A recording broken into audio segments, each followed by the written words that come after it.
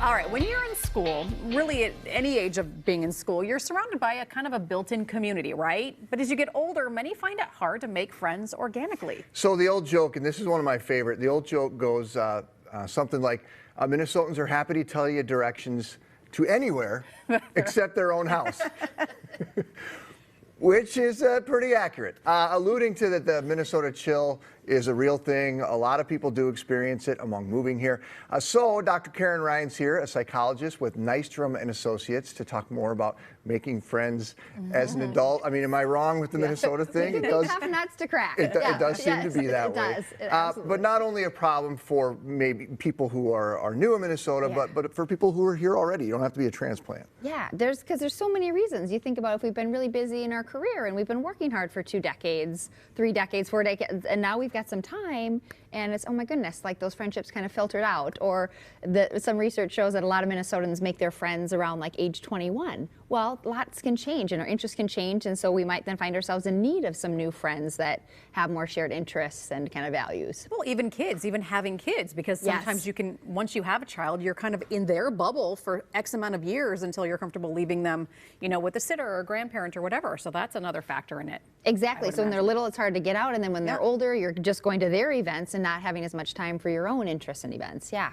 All right, so let's talk about how you make friends, how you are proactive. What do we do about this? You're looking for friendship. I think the main thing is like, okay, so recognizing the context that you're in and saying, the fact that I don't have friends does not mean there's anything wrong with me. I'm not weird. I'm not alone in that, right? And then also saying, I can do this. I feel intimidated. This makes me feel a little anxious, but I'm going to be liked, most likely. Most people are good, right? So this is a risk worth taking. And so first kind of getting in the mindset of, I'm a likable person. I've got things that I like, right, about myself, and other people are going to like me too.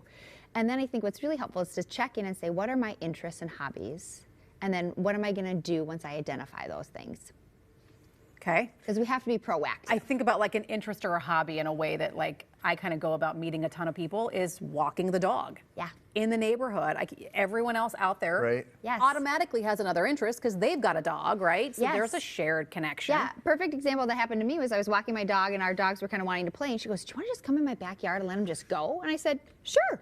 So we walked half the block, went on it, and just let them go. And so that's a perfect example. And so if you think, okay, well, I kind of like to knit. I've never, you know, I would like to learn to knit. I'm going to take a knitting class. Yeah. And then every week for the next 6 weeks, you're going to be with people. Or you think, you know, I like to read. I'm not a part of a book club. And they're everywhere. They're at the library. They're all around. Might be if you have a person of faith, right? There's so many groups, like most churches, synagogues, temples, mosques have a group that you can join.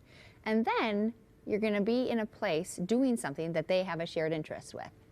Back to the intimidation thing, I think that maybe part of it might be you don't, like if you met some people or there's some parents at the basketball game that, you know, you guys want to do something, you're like, oh, we could hang out with them. That I can see that happening. And then you're like, I don't know if I want to put it out there and then maybe they're not into it, and then so part of it's like you're protecting yourself. You don't. You're afraid of taking that next step. And that's exactly why Minnesotans don't invite people over. Right? It's not because they're not kind. It's that fear and insecurity of what is it going to be like if I'm rejected. It's because we're so insecure, right? I mean, for sure. Yeah.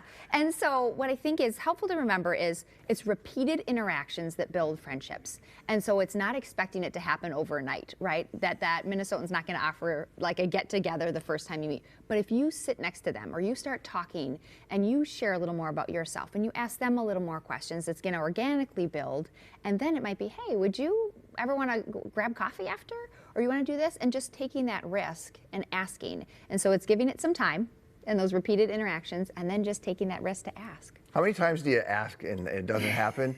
And then you're like, they're like, oh, he's not getting the clue. They really, I don't think they're into this. Yeah, idea. like a couple of times. Right? Right, and then if they what if it's just the scheduling thing or whatever? Yeah, or then do you think people will make it work if they really want to do it? Yeah, yes, I do. Okay. So if they don't make it work, that means they're not in it. Well, I think sometimes, again, like remembering it's that comfort level, right? Yeah. And so it's how many times does this person, and maybe, okay, if this person doesn't, I'm going to move on to somebody else and try and meet somebody else. No hard feelings? No hard feelings, because that person just might not be in a space where they can do that. Sure. Yeah. I also think about, like, when do you introduce your spouse to someone a new friendship? Because that can also be a weird thing. Like, you and I hit it off super great, but then our husbands don't maybe hit it off, and then does this friendship have to end? Does it just become, you know, that can kind of be a weird dynamic. Yeah, you highlight a great point, Megan, of that we can have different kind of pockets of friendships. And so you might have a friend where, you know, the spouses don't get along great or they just don't have that much in common. Yeah. So we're going to do our things together. We're going to grab dinner together. And then there's going to be other groups where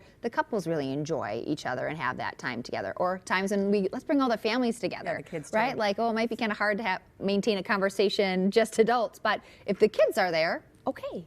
Yeah. And so there's knowing it's okay to have kind of those different dynamics in different relationships. My wife will say, let's get together with them. And I'll be like, I don't have any openings for friends right now. And she's like, come on. Like, but you do have to be open to it if you want it to work. And you don't even know it. I mean, who knows what kind of friendship could develop. Could come, yeah. Right? And I think that you highlight, you know, most of us watching it on the show are Minnesotans. And so when we think about that, like, recognize, is there somebody who is trying to initiate and trying to make that connection? And can you open your heart a little and engage more with them? Doesn't mean you have to do anything that you're not comfortable with, but can you recognize that and be a little more open and welcoming yourself? And empathetic to somebody who's maybe. Yeah, I've had that lesson before, right? For sure. Well, thank you, Dr. Ryan. Really fun segment. I don't know we why this appreciate you being segment here. amuses me. It's just so funny because it's so true. It's so, and that's it, like, when you know you're not alone. No, it's very true. Yeah. Very true. Hey, Nystrom and Associates provides care in the fields of psychiatry, psychology, family therapy, and more, you name it. They do have 20 locations across the Twin Cities. They work with couples and families, people of all ages. And of course, if you are struggling with stress, anxiety, depression, or addiction, please reach out to them or any professional.